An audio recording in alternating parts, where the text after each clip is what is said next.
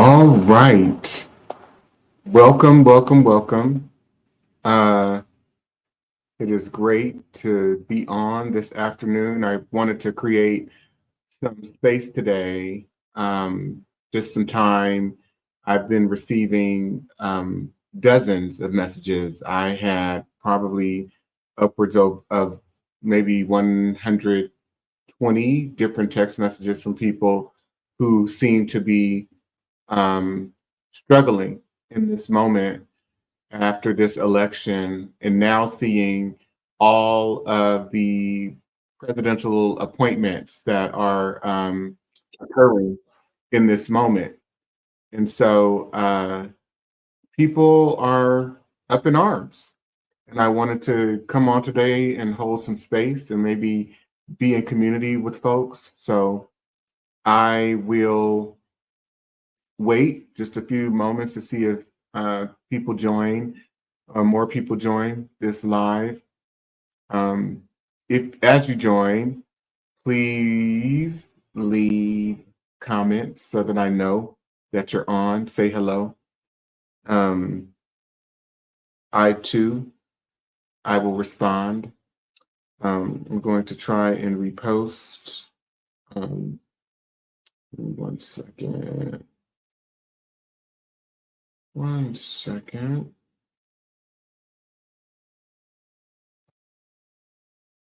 Yeah, just going to try and repost this to my pages.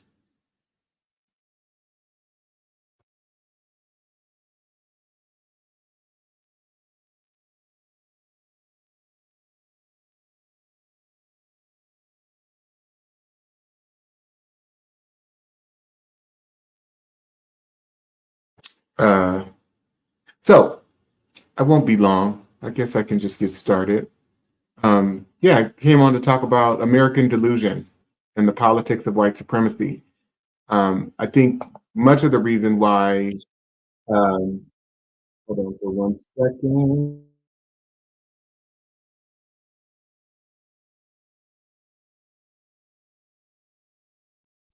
Much of the reason, as I was saying, that people are struggling in this moment is people have deluded themselves, or not deluded ourselves. We haven't deluded ourselves, but we are ruled by people who control our indoctrination. And to understand the magnitude of being ruled by people who control our indoctrination through cultural customs and practices, through our educational system, through our religious institutions, and just through the ways in which American institutions operate and function. We are not in touch with the reality of America, which is the reality of white supremacy. That this country was founded on the premises or on the premise of white supremacy and non-white inferiority, and most brutally, anti-blackness and black inferiority. So I am going to share with you a quick clip, and I did speak to this clip the other day. I showed it for a quick second. I'm going to share it today and focus on a particular aspect of the clip, which is the reaction of the Asian gentleman who is sitting across from the white guy who is also featured in the clip. So I'll play the clip, and then I want to have some discussion. I'm going to engage in some discussion around my observations about the clip. Here goes. But I want to know how it is you voted for Donald Trump when you're so into facts, because his entire campaign is not based in facts. It was all based in propaganda and emotion. I voted for Donald Trump for one reason only. His policies, if implemented, would slow the dispossession of whites in the United States. If you were to deport all illegal immigrants, if you were to think very hard about letting in any Muslims, all of this would slow the rate at which whites are becoming a minority. I wish Why are you so worried about the white dispossession of America? because I want my people to survive. Is that so strange? We don't control China. We don't control any place where whites are not a majority. And if we become a minority, we will not control our own destiny anymore. I grew up in this country as a minority, as the children of immigrants. I was their first child born in America. And while I didn't have much possession or didn't much control, I really enjoyed myself. And I think that if you ask a lot of Americans, they would say that I had a lot to offer this country. You know, according to you, I guess I would be perpetuating the dispossession of white America. That is true. That is true. Would you say that you wouldn't want me in this country? At some point, when my ancestors built this nation, they did not build it with the intention of giving it away to Mexicans or Chinese or Haitians or to anyone else. Do you consider, you keep saying your ancestors built this country, you consider that a fact? Who else built it? Black people, Native Americans, Chinese people who came and built the railroads. Do you think none of that could have been Italian achieved? people. But they're Europeans, aren't they? All right. There is so much to unpack in this one clip that I might play it over. But the first part that I want to focus on is what seemed like shock and or surprise by the Asian gentleman that this white man was asserting basically racial pride, white racial pride, that he's happy about the history of white people coming to the continent of North America and invading it and instituting their own institutions and constitution and cultural custom through colonialism. But not only that the white man was also very concerned and preoccupied about preserving whiteness. That was what he spoke about. And I think that is vital because there are a lot of people of color and even some, and I hate using that language, there are a lot of non-white identified people, as well as maybe a few white identified people who are confused about the moment that we're in because they haven't the historical context per se to fully understand the moment that we're in. And so I'm going to share with you briefly. I'm using that video as somewhat of a precursor.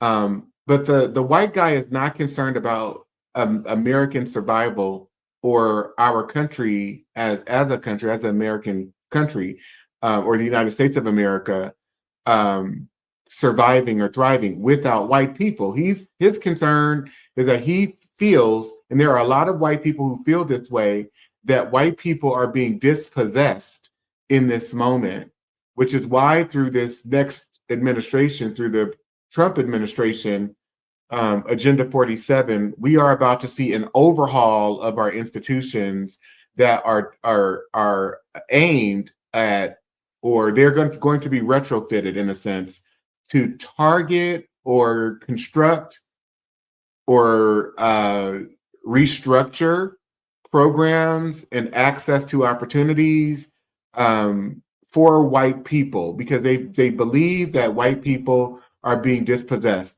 The other variable, though, that this gentleman spoke to, which is so important, it's profoundly important, is that this is a white country. He's very clear about his place in this country, and America being founded, the United States of America in particular, being founded as a white country.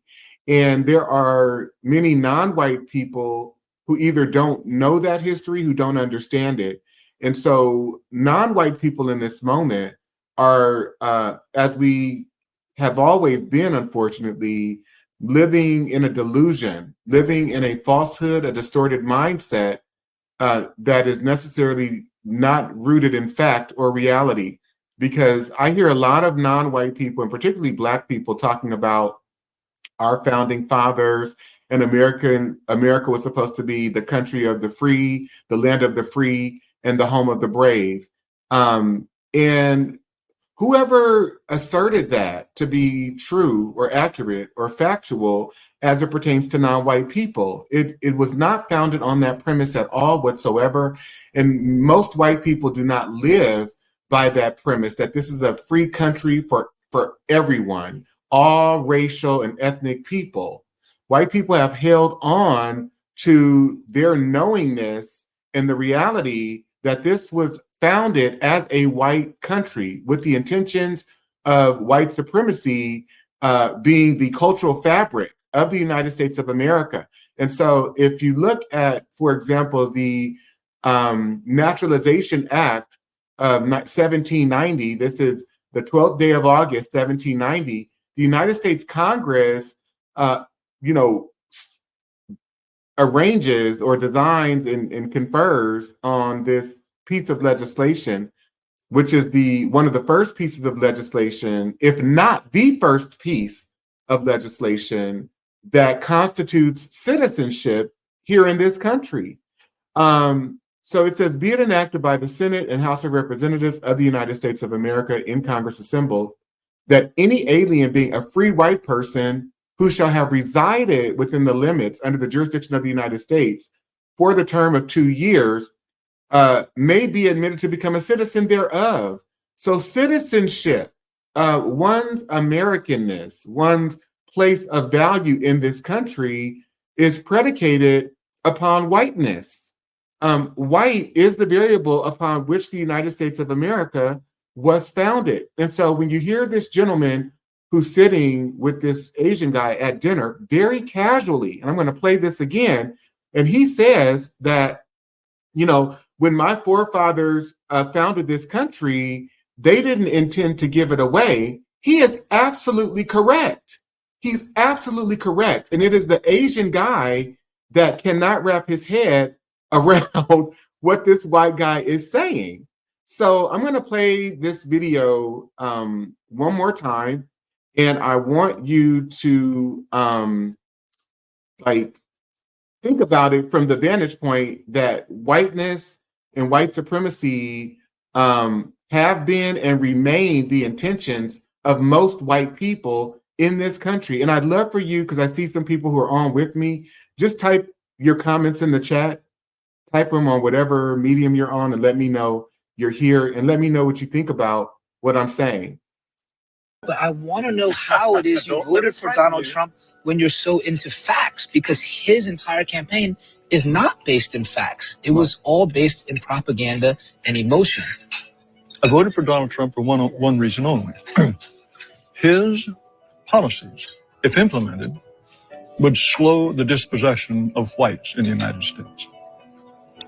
If you were to deport all illegal immigrants, if you were to think very hard about letting in any Muslims, all of this would slow the rate at which whites are becoming a minority. Why are you so worried about the white dispossession of America? Because I want my people to survive. Is that so strange? We don't control China. We don't control any place where whites are not a majority. Now, okay, let's pause it there. And now I want to share with you, though. So think about what he just said, right? And now think about, I'm going to share with you first some definitions, or a definition, and then some examples, right? But I may just go to the examples. Think about what he just said, and I'm going to share these quotes with you, right? And these are examples of quotes from presidents that I share when I'm defining or sharing my definition around anti-Blackness. Just take into consideration what you heard the white guy say, but also what you are about to witness, or these quotes that I'm going to share with you. So he says he's concerned about the dispossession of white people in America. Okay. each one of these quotes by these presidents. Okay, so Thomas Jefferson, who's the third president, he says, I advance it, therefore, as a suspicion only that the blacks, whether originally a distinct race or made distinct by time and circumstances, are inferior to the whites in the endowments, both the body and mind. So here you have President Thomas Jefferson, based on scientific studies at the time, asserting that Black people are inherently inferior to white people, both mentally, so physiologically and psychologically. Black people are inferior to whites. That white guy just said, I am concerned with the dispossession of white people. Listen to these next two presidents. This is President Abraham Lincoln. He says, I will say then that I am not nor ever have been in favor of bringing about in any way the social and political equality of the white and Black races, that I am not nor ever have been in favor of making voters or jurors of Negroes, nor of qualifying them to hold office, nor to intermarry with white people. And I will say in addition to this, that there is a physical difference between the white and Black races, which I believe will forever forbid the two races living together on terms of social and political equality. And inasmuch as they cannot so live while they do remain together, there must be the position of superior and inferior. And I, as much as any other man, am in favor of having the superior position assigned to the white race. President Abraham Lincoln is saying in this message that he is concerned with whiteness as a variable. He is concerned with fighting for white superiority, with whiteness as a place of superiority.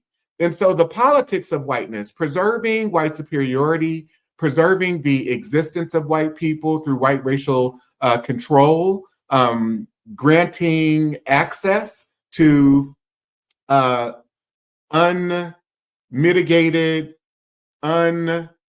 unbridled opportunity, granting stabilization to white communities all across this country through local, state, and federal policy and the enforcement of those laws and policies.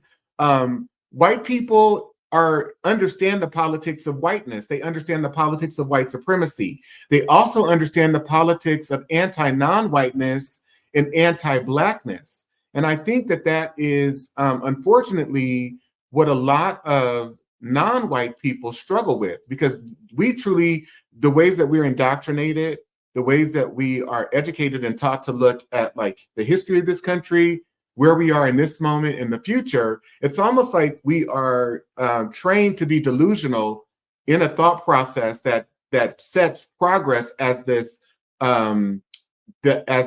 variable that is linear and that is forward moving.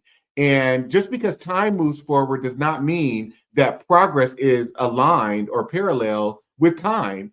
And we've seen, I just based on my studies, I'm aware of all of, not all, but many of the setbacks and moments in this country's history where white people decided in very vigorous ways with a lot of energy and enthusiasm to disenfranchise Black people tremendously. And so if we go to Lincoln's successor, who is President Andrew Johnson, who became, the president after Lincoln was assassinated, he says that Blacks were given the right to vote. That would place every splay-footed, bandy-shanked, humpback, thick-lipped, flat-nosed, woolly-headed, ebon-colored Negro in the country upon an equality with the poor white man. So what is President Andrew Johnson concerned with in this quote? It's not just his very degrading, denigrating, dehumanizing view of Black people, but he's concerned with these people that he sees as inferior gaining political and social equality with the white man, with white people, because in his view, these are inferior people. And if we grant them the opportunity to vote, then they are going to begin to dispossess us of our political standing, of our potential, they're going to cut into our economic opportunity. We can't give them the right to vote. So the politics of white supremacy has always been about white preservation. So I'm going to pause there and ask, does anyone have any thoughts? And please drop your comments in the comment section. I'm here to talk. I'm live right now, so you're not watching a recording. You might be later because I may replay this, but I'm live. What are your thoughts about what I just shared with you?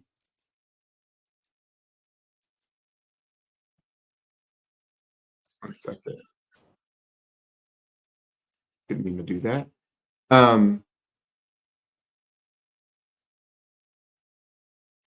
Anyone leaving comments? No, I don't see anyone leaving comments just yet. But yeah, please feel free to leave comments because I don't want to just be here to, you know, to myself, because I'm not intending this to be formal like a lecture or anything like that. But yeah, so but I will play very quickly. Let me just see. I think, yeah, this is the Ann Coulter video, because Ann Coulter said this to Vivek Ramaswamy, that she wouldn't vote for him because he is not white. So I'm going to share this clip. Give me 1 second. Oh, no, that's not it. Here we go. So think about those examples that I shared from President Thomas Jefferson, President Abraham Lincoln, President Andrew Johnson, and then the video that I shared with the white man talking about slowing down the browning of America by limiting immigration access from Muslims and from other brown people. I want you to think about that. And then I'm going to play this short clip that features the conversation between Ann Coulter and Vivek Ramaswamy. Here we go. Because he is Indian. Let's watch. I think has some thoughtful perspectives on the future direction of our country, of our conservative movement, and on this question of nationalism and national identity, somebody I've been fascinated by for a long time and have interacted with on social media, but for the first time we're having at least a live form conversation in the offline sense of it. It's Ann Coulter. So Ann, thanks for coming on, and I'm looking forward to our conversation today. Me too. Thanks for having me. That was a fantastic opening monologue. I too am a fan of yours. So I'm going to make a point of disagreeing with you so that it will be fun. You are so bright and articulate, and I guess I can call you articulate since you're not an American Black. Can't say that about them. That's derogatory. And that was a great opening segment. Lots of things to talk about there. Oh, and I agreed with many, many things you said during, in fact, probably more than most other candidates when you were running for president. But I still would not have voted for you because you're an Indian. We'll get back to that. So that's very clear. And it's so interesting that, you know, when Vivek Ramaswamy opened it, it was so, what translated to me, at least across the screen, is that he talked about our conservative movement, not understanding, no, you're just a pawn in this movement. You're a peon. You're a person of color who white people see as less than. Sure, you can align yourself with us. You can align yourself with our movement, but you are not a critical factor in this movement at all whatsoever, because you're not white. And I would never vote for you because you're not white. I think that is so striking. It's very clear, at least to me. And this is the way that most white people believe and think. And I think we can see it in the Donald Trump vote, but also in the people who did not vote at all for Kamala Harris, who are necessarily less interested in how the politics of America or the United States will play out, because they know either way, they're going to be fine. So we're now talking about people who are complacent. And so I think it's with people of color, especially younger people, who are having, I think, the hardest time in this moment, because they feel as though, they've been led to think about America differently, that this is the land of opportunity for everyone, that this is a country that is focused on providing equal access and fairness and equality and all of these things, because we're supposed to be a modern, first world country. That is just not reality. That is not the case. And so when I got, upwards of 120 text messages of people blowing my phone up, saying, telling me that some messages, people were telling me that they apologized because they criticized me as being, provocative or radical or, whatever. I've been mischaracterized a lot.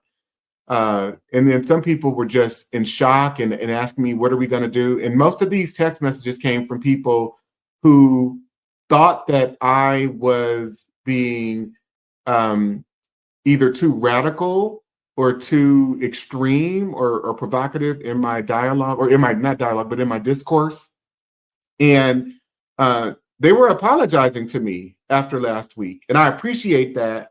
But, rather than feeling vindicated, I felt really sad, because it speaks to this reality of a culture, widespread, that is entirely ignorant. And, Toni Morrison, who I often reference, she was the first person that I was introduced to that used the terminology mass psychosis. And I truly do believe, which is the reason rather that I wrote this book, or titled the second edition of my book, White Psychopathology, Collective Psychosis, and Trauma in America, because we are a culture of people who are living within our own delusion, and a delusion that has been created and reinforced upon us by white institutions, by white people who have had control of these institutions, and we're necessarily unstudied and uneducated on the politics of race and racism in America. So I'm going to play another clip from a video that I often share in my courses, and it features a conversation between three Black men. The one who will be speaking is actually Dr. John Henry Clark. Some of you may have seen me share this video resource before, but he says something that is strikingly clear. And I think we need to, what he's about to share in his message resonates deeply with my soul. It helped me to gain a very clear understanding of the role of race, the role of racism, and the role of racial politics in white society. So take a look and listen.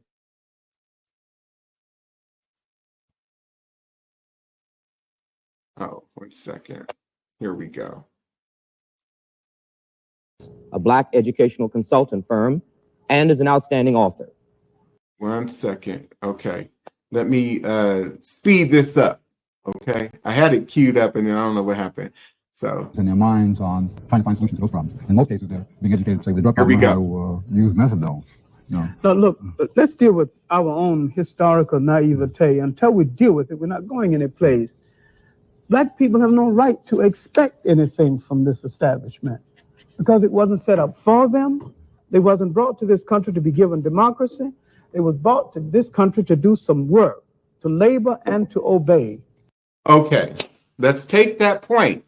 So, and let's extend it. It's not just Black people, but let's be clear, Asian guy that's sitting across from this white guy talking about, this is supposed to be a country for all. Who told you that? And what are your indicators? What are your indicators that this is a country of equal access and opportunity for all? Dr. John Henry Clark says, we need to deal with the reality of the situation. Black people, you were not brought here to be given democracy. You were brought here to do some work, to labor and to obey, to make this country the great nation that it is, but to not be compensated for your deeds, for your labor, for your efforts, but to make us rich and to ensure that we could create the power structure that we needed in order to be a power player in the world. Asian people, Chinese people, you were not brought here to be given democracy. You were brought here to build out or, mine in the coal mines. And that's what the white guy says. You came here, your people were able to do some mining in the coal mines. Right. But you were never to share in the power structure and the authority of America. And once the machines made a whole lot of these jobs obsolete, it tended to make a whole lot of the people obsolete. Now, we keep worrying about the American promise and the American dream, and we forget it wasn't made to us. And the white man has not betrayed anything because he didn't promise us anything in the first place. Now, the role of institutions in a society is to reflect the power that controls that society. So we have American institutions arrayed against us, and we naively expect these institutions to reform themselves, because if they reform themselves, that's tantamount to presiding over their own demise. All right. So yeah, and that is what the white guy conveyed in the video. Let's play it one more time. Let's watch this clip one more time. He's saying, when my forefathers built this country, they did not build it with the intention of giving it away. No, this was intended to be a white country. Okay, here we go.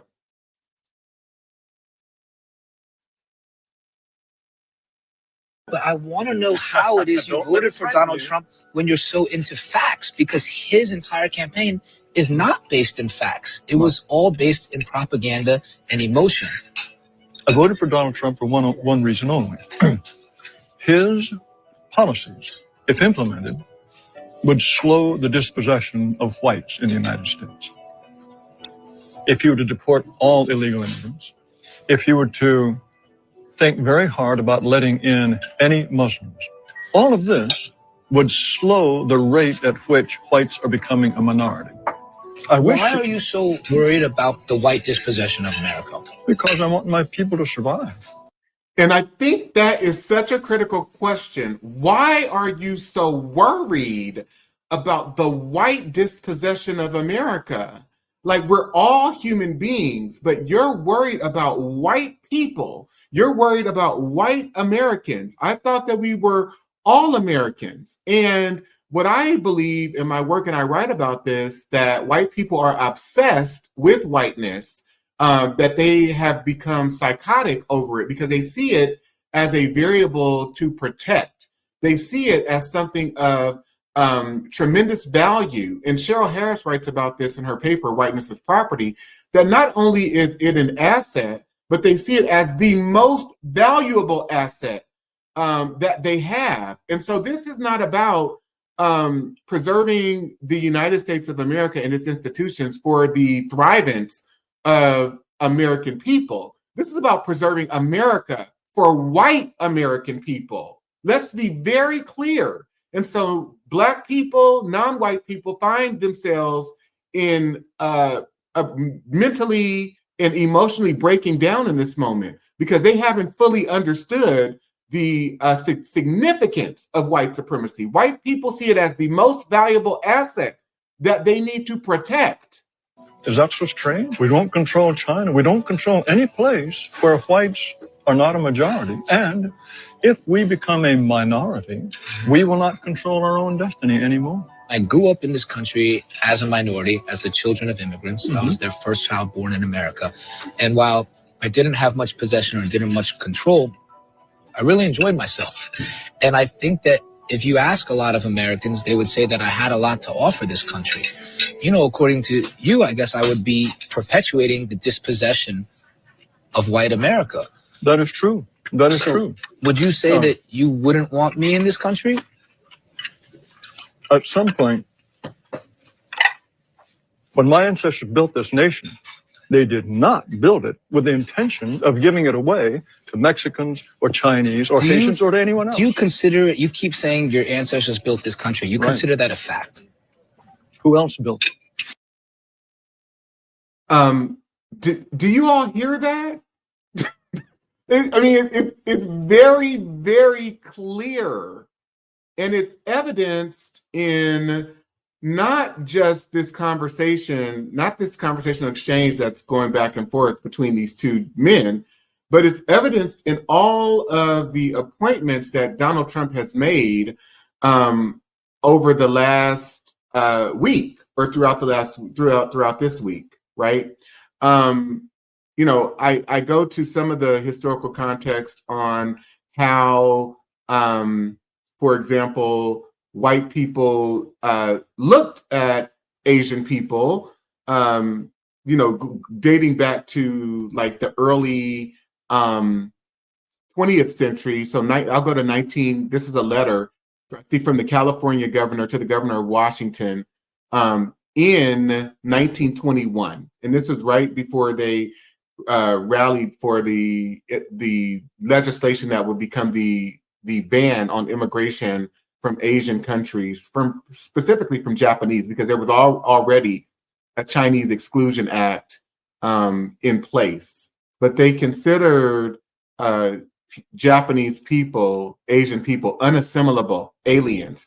And you can see it in this letter, which is dated April 15th, 1921. It says, "My dear Governor, the California legislature on April 13th passed unanimously Joint Resolution number 26, embodying a declaration of California's principles in the matter of Japanese immigration, and urging upon the President, the State Department, and Congress the endorsement and adoption thereof. As a frontier state, California is making the fight of the nation against the incoming rush of an alien, unassimilable race, which would engulf our civilization, our tradition, and our ideals." So they're talking about Asian inferiority, Japanese inferiority specifically, and Japanese inadequacy, and that these people would take over. They are incapable of assimilation, that they would take over, and their culture and their ideals would supersede American cultural values. So they were seen as unassimilable. And so all of this to say, right, to understand American delusion and the politics of race and the racial psychology, the psychology of whiteness and the psychology of blackness and anti-blackness, is to understand then what Dr. Bobby Wright put forth in his work around the psychopathic racial personality. In Dr. Bobby Wright's work, he writes, in their relationship with the Black race, whites are psychopaths, and their behavior represents an underlying biologically transmitted proclivity with roots deep in their evolutionary history. The psychopath is an individual who is constantly in conflict with other persons or groups. He is unable to experience guilt, is completely selfish and callous, and has a total disregard for the rights of others, and is willing to do anything by any means necessary to amass power and control, and to sustain and remain in a position and state of power and control. No matter, even if there are white people who are casualties of this journey, of their actions. Dr. Wright goes on to say, one of the best methods that can be used to measure the psychopathic traits of the white race is observing and analyzing their universal overt behaviors and attitudes towards Blacks. Psychopaths simply ignore the concept of right and wrong. By ignoring this trait in the white race, the lack of ethical and moral development, Blacks have made and are still making a tragic mistake in basing the worldwide Black liberation movement on moral suasion. It is pathological for Blacks or Asians or Hispanics or anyone else to keep attempting to use moral suasion to try and persuade white people on values of morality, to try and persuade these people, because they have no morality where race is the variable. They're only concerned about the survival and the thriving and the superiority and the existence of white people, the sustained existence of white people. So when people, you know, tell me that, oh, they just voted on the issues, no, you didn't vote on the issues, because the real issue are the politics of white supremacy, are the politics of anti-non-whiteness, are the politics of anti-blackness. And so when we look at the person who was put over immigration, and he's now talking about not only supporting people who are undocumented or illegal here illegally, but that he would deport their family members as well who are U.S. citizens. We need to understand that at the foundation, at the root and core of all that is about to happen, that white prioritization, the protection of the white race and white racial existence, sustained white racial existence in this country, is driving every factor of the political landscape at this juncture, and particularly white male patriarchy. So that's all, you know, I wanted to offer, that I needed to offer today. And again, I was compelled to come on because I just received dozens of text messages where people are in shock and don't know how to read this current moment. And my gauge on the current moment is always through the historical lens, always looking at history, because we can tell and we can understand the intentions of the political system, the intentions of our governmental system, and how they are all based on and shaped around the racial politics if we look at history, but also map it into the present, which is what I do in my book, yeah, as well as the docuseries that I have coming out for my book. So if you go to diagnosingwhitenessandantiblackness.com, again, diagnosingwhitenessandantiblackness.com, and then you click on watch, you'll see trailers of all the different episodes that are launching beginning December 7th. And you can actually subscribe to purchase all 10 episodes. Right now, there's a special going on through the nonprofit. All 10 episodes are available for $50, or you can purchase the different episodes for $5.99. Again, that is diagnosingwhitenessandantiblackness.com. So please share your thoughts, if you have any, in the comment section. Love to hear from people. And that's it. Thank you all for joining me. Any questions? I'll take questions in the comments if you leave them in the comments. They should pop up here if you write them out. Or any thoughts?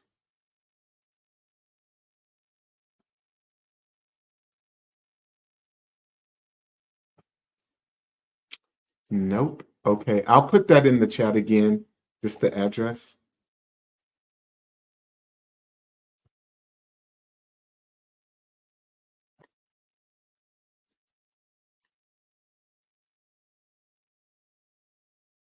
I think this is, let me just see, diagnosing whiteness and anti-blackness.com. Yep, that's it.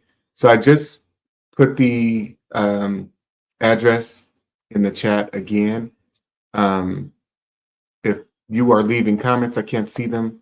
So anyway, hope that I see you soon at the docuseries launch, which is on December 7th. Go to my website and subscribe. You can find out more information about the launching of the docuseries. I will be hosting a virtual live watch party for us to review part of episode 1, and then we'll have some discussion about it. So that's December 7th, and I hope to see you there. Thanks so much for logging in today and for joining. All right, see you soon.